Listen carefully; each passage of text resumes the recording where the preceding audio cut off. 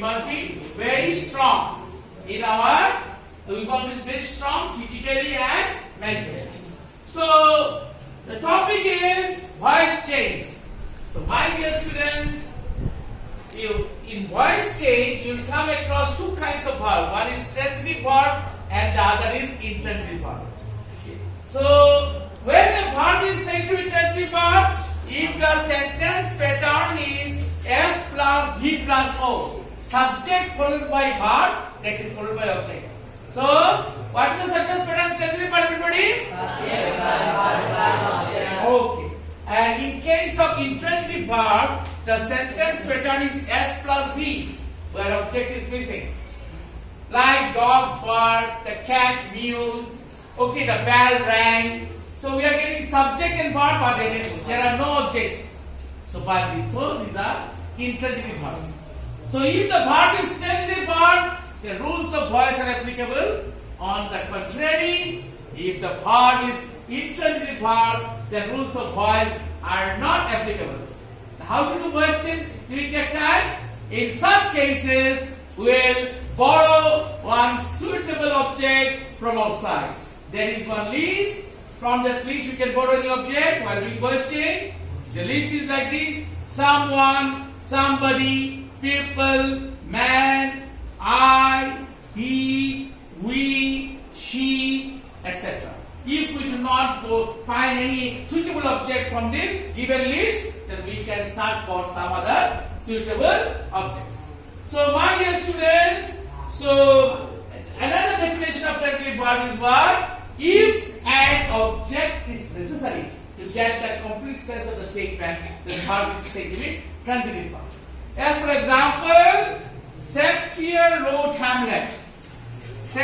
William Shakespeare wrote Hamlet. So, who wrote Hamlet? Shakespeare is subject, wrote is the verb, verb is in the simple past tense. And what did Shakespeare write? Hamlet. Hamlet is the name of a drama, name of a tragedy. So it is object. So sentence pattern S plus V plus O, the verb is transitive verb. Okay. Now, my dear students, object stand up. So, what will be the sentence pattern if the verb is transitive verb? Sit down. Shushaman, what will be the sentence pattern? Very good. Sit down. Then Shobik, what will be the sentence pattern if the verb is intransitive verb? Subject plus verb. When object is missing. Very good. Sit down. Next, Orpita, how many kinds of verbs will you come across in voice change while doing voice change? 2. Transitive and intransitive. Sit down. Okay. So anyway, next I told you the verb will be in the active voice, the verb will be in the passive voice. What will be in the present tense? The verb. What will be in the past tense? The verb. What will be in the future tense? The verb. Okay. Verb means action. Action means work. Work means doing something. Whenever we are doing something, that is verb in English. Okay. Now, next is what? So, I was thinking about active voice. Now, the next question is, when a verb is said to be in the active voice? The verb is said to be in the active voice if the subject is the doer of the action. Subject is what? Doer of the action. Yes, girls? When the verb is said to be in the active voice? If the subject is the doer of the action. Shakespeare wrote Hamlet. Shakespeare is doing the action, no? The doer of the action. So verb is the active voice. Now, like Pandit Nehru wrote the discovery of India. Who wrote the discovery of India? Pandit Nehru. Pandit Nehru's subject, wrote is the verb is the simple past tense. And what is Pandit Nehru write? The discovery of India. The discovery of India is object. Okay. So again, sentence pattern S plus V plus O, what is transitive verb. So next, when a verb is said to be in the passive voice, please give a patient hearing. The verb is said to be in the passive voice if when the subject is not the doer of the action but the receiver of the action. What I told you, speak with me. The verb is said to be in the passive voice when the subject is not the doer of the action but the receiver of the action. Now if I write Hamlet was written by Shakespeare, then here the subject is not the doing the action but receiving the action. Okay, Scott wrote this novel. Here the verb is, the subject is doing the action, so verb is the active voice. This novel was written by Scott. Here the verb is what? Subject is not doing the action but receiving the action. So if when the subject, the doer of the action, the verb is in the active voice. When the subject is receiving the action, the verb is in the passive voice. Okay. Now there are some ways how we can make out whether the verb is the active voice or not. Active voice as well as passive voice. Rule number 1 from definition: the verb is said to be the active voice when the subject is the doer of the action. Rule number 2: if we get the tense of the verb, tense of the verb is given. Rule number 2. Here tense of the verb is given. One is the which tense? Simple past tense. Past indefinite tense. Is not it? Now each and every verb, whether it is regular verb or irregular verb, weak verb or strong verb, each and every verb is in 3 forms: V base 1, V base 2, and V base 3. The other name of V base 1 is it is the base form of the verb. It is also called the root of the verb. It is also called the principal verb. It is also called the main verb. It is also called the present tense of the verb. What is V base 2? Past tense of the verb. What is V base 3? Past participle form of the verb. Okay. Now, my dear students, so now if I change from active voice to passive voice, then this will come here. Hamlet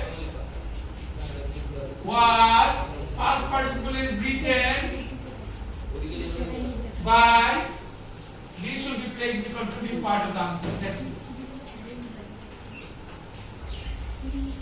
Okay. Now, rule: if the verb is in simple present tense,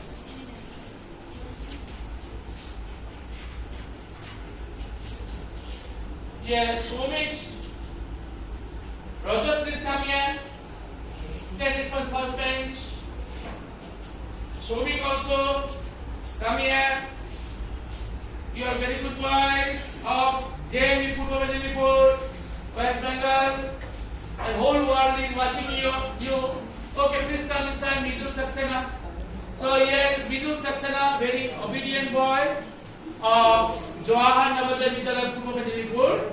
Just entered the classroom. Okay, if the verb is in the simple present tense, which tense everybody? And if the sentence pattern is S plus V plus O. Sentence pattern is showing what is the sentence pattern? S plus V plus O. That is verb is which verb? Transitive verb. Sit down. Then rule number 1 states that object will become subject. Object will become subject and will be placed beginning of the answer plus am or is, am/is plus past participle when object is singular number. And rule number 2 states that object will become subject and will be placed beginning of the answer plus are plus past participle when object is plural number. Okay, so we have to find out whether the object is singular number or plural number. Okay, now, so Roger, tell me, Roger, stand up. Anil likes oranges. Who likes oranges? Roger. Anil is what? Like is what? Verb in which tense? Simple present tense. How can you know that? Because with V base we have added S. We have added S. So, if we add, sit down, S or ES after V base 1, then the verb is in the simple present tense and the person is third person singular number. Okay. Now, what does Anil like? Orange is object. Okay. Now, Malika, please 1 minute, 2 minutes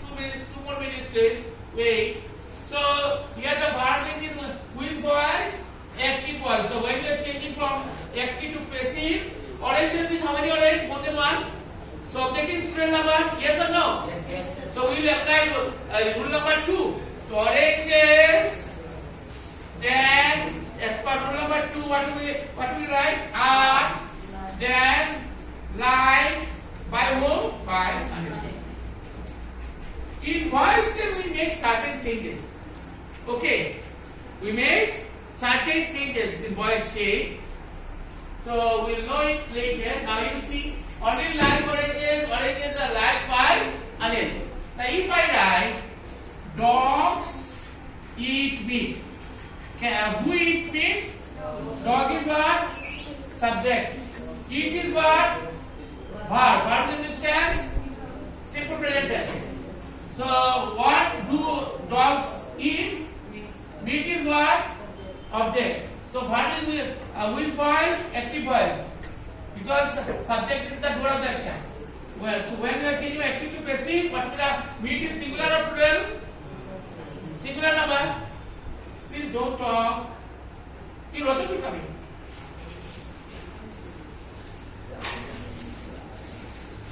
Please sit here. Now Roger tell me, dogs eat meat. Meat is singular or plural? Singular. So please give a patient hearing to what I am explaining. The dogs eat meat is singular number. Meat will then we will apply rule number 1. Meat is eaten by dogs. So rules are very important in case of voice change. Okay? Any question?